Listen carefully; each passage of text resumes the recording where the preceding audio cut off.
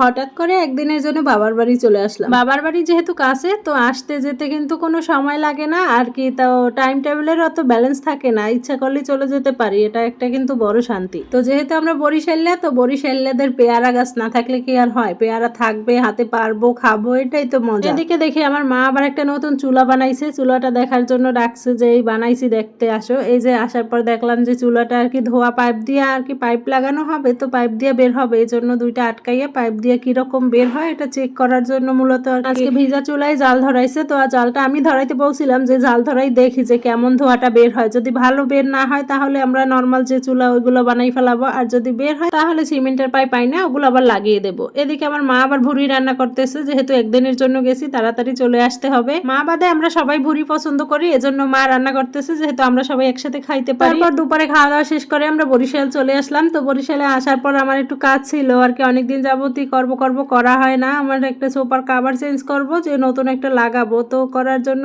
আর কি সোফার কাভার কোনটা পছন্দ হবে এই জন্য আর কি একটু কনফিউশনে আসছি। তো এটা কেনার জন্য আসছি মূলত মার্কেটে। এমন একটা ঝামেলায় পড়ছি, কাভার পছন্দ হইলে কুশন কাভারটা পছন্দ হয় না, কুশন কাভার পছন্দ হয় তো কাভারের সাথে মিলতেছে না আর কি। ফোমের কাভার যেটা নিছি ওইটা সে পারতেছিলাম না, তারপর একটা পছন্দ করে নিলাম। তারপর বাসায় চলে এসে ওয়াশিং মেশিনে কাপড় চোপড় ধুইতে দিছিলাম, তো ধোয়া শেষ হয়েছে, এখন এগুলো শুকা দেবো আর কি। কাজ একটার পর একটা তো করা লাগে। তো ওয়াশিং মেশিন থাকার কারণে আমার বেশ অনেকটা উপকার আসে, কারণ এগুলা কাপড় চোপড় যদি হাতে কাছি বা বাসার হেল্পিং হ্যান্ড দিয়ে করাই তাহলে কিন্তু তাদের অনেক ডিমান্ড থাকে বা তাদের রিকোয়ারমেন্ট থাকে অনেক কিছু। কাপড় চোপড় শুকা দিয়ে চলে আসলাম বিছনা চেঞ্জ করতে। আর এই বর্ষার দিনে বিছনা থেকে এমন একটা সাথে গন্ধ আসে, কয়দিন পর পর যদি চেঞ্জ না করা হয়। রোদ্র উঠলে কিন্তু এরকমটা আবার হয় না, রোদ্র উঠলে কাপড় চোপড় থেকে একটা সুন্দর ঘ্রাণ থাকে, ধুইলেও ভালো লাগে। আর এখন ধুইলেও একটা কেমন নেতানো নেতানো থাকে, সেরকম একেবারে মচমচা একটা ভাব আসে না। তারপরও তো চেঞ্জ করা লাগে, ধোয়া লাগে, সপ্তাহের ভিতরে একবার তো চেঞ্জ বিছনার করাই লাগে। তবে ঘর দুয়ার কিন্তু সুন্দর থাকে বিছানার উপরে। বিছনাটা যত আপনি ফিটফাট করে রাখতে পারবেন একেবারে ঠিকঠাক টানটন দিয়া, তারপরে কিন্তু দেখতেও সুন্দর লাগে, মনটাও ফ্রেশ লাগে। ভালোবাসার আরেক নাম বাবা।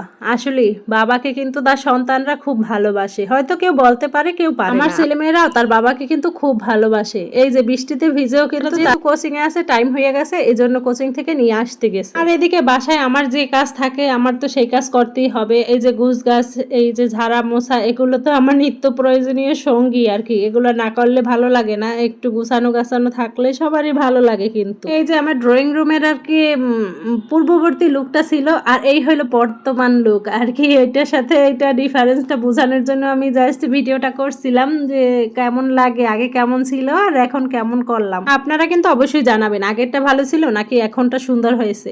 এখন আমি রান্না করতে চলে আসলাম আর কি, যে গাটি দিয়ে রান্না করব, চিংড়ি মাছ দিয়ে। আমরা গাটিই বলি, কেউ কচুরমুখীও বলতে পারে। তবে আমার সব থেকে পছন্দের তরকারি যদি হইয়া থাকে সেটার ভিতর এক নাম্বার সিরিয়ালে হইলো ওই গাটি তরকারি। কেন জানি না আমার কাছে সব থেকে লোট জাতীয় তরকারিগুলো আর কি, সবজি আর তরকারি যেটাই বলি না কেন, ওইটা আমার খুব প্রিয়।